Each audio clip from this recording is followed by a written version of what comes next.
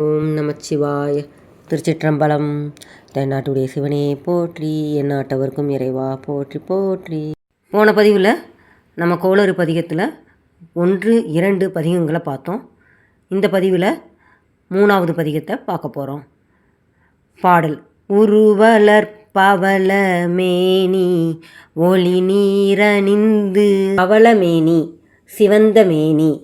விளக்கம்: கரிய மேகங்களை பார்க்கும்போது எப்படி மாயக்கண்ணனின் கரிய நிறம் மனதில் தோன்றி மயக்குகிறதோ அதுபோல் மேலே வெளிர்ந்த சாம்பல் பூசி எரிந்து அடங்கி நிற்கும் தீ கங்கு இருக்குல்ல, கங்கினை காணும்போது மனதில் தோன்றுவது சிவபெருமானின் தோற்றமே. தீ கங்கினை போன்ற சிவந்த பவளம் போன்ற மேனியை கொண்டவன் சிவன். அதனால தான் சிவனை என்ன செய்வோம்? சிவந்தவன், செம்மையானவன் அப்படின்னு நம்ம அழைக்கிறோம்.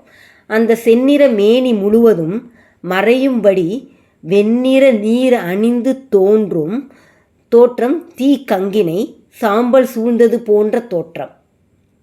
காக்கை சிறகினிலே கண்ணனை கண்டது போல் இந்த சாம்பல் சூழ்ந்த கங்கினை காணும்போது நினைவில் வருபவன் பவளம் போலும் தன் செம்மேனியில் வெந்நீர் அணிந்த சிவந்த மேனியன். ஒரு முறை வாரியார் சுவாமிகள் சொன்னது நினைவுக்கு வருகிறது. தென்னாட்டவர் சிவனை சிவந்தவன் என்றும் வடநாட்டார் அவனை வெண்ணிறம் கொண்டவன் என்றும் சொல்கிறார்களே என்ற கேள்விக்கு வாரியார் சுவாமி பதில் அளித்தார். நாம் அவனின் உண்மையான தோற்றத்தை கண்டோம், அதனால் அவன் சிவந்த நிறம் கொண்டவன் சிவன் என்றோம். வடநாட்டார்கள் அவன் உடலெங்கும் திருநீறு பூசி நிற்கும் கோலத்தை கண்டார்கள், அதனால் அவனை பனி போன்ற நிறமுடையவன் என்கிறார்கள். உமையோடும் வெள்ளை விடை மேல் முருகு அலர் கொன்றை திங்கள் முடிமேல் அணிந்து என் உள்ளமே புகுந்த அதனா.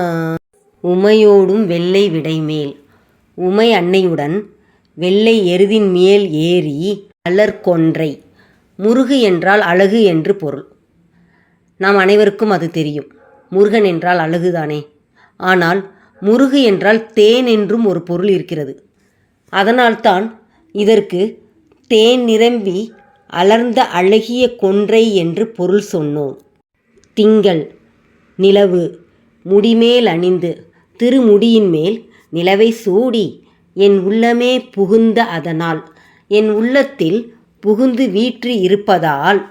திருமகள் களையது ஊர்தி ஜெயமாது பூமி திசை தெய்வமான பழவும் அருணெதி நல்ல நல்ல அவை நல்ல நல்ல அடியாரவர்க்கு மிகவே. விளக்கம்: திருமகள் கலை என்னும் மானை வாகனமாக கொண்ட துர்க்கையும் வெற்றிக்கு அரசியான மலைமகளும் பூமிக்கு அதிபதியான நிலமகளும் 8 திசைகளிலும் இருந்து நம்மை காக்கும் என் திசை காவலர்கள். வடமொழியில் அவர்களை அஷ்டதிக் பாலகர்கள் என்பார்கள். அவர்கள் கிழக்கு இந்திரன், தென்கிழக்கு அக்னி, தெற்கு யமன், தென்மேற்கு நிருதி, மேற்கு வருணன், வடமேற்கு வாயு, வடக்கு குபேரன், வடகிழக்கு ஈசனாகிய சிவன். அத்தனை தெய்வங்களும் திசை தெய்வங்கள் எனப்படுவன.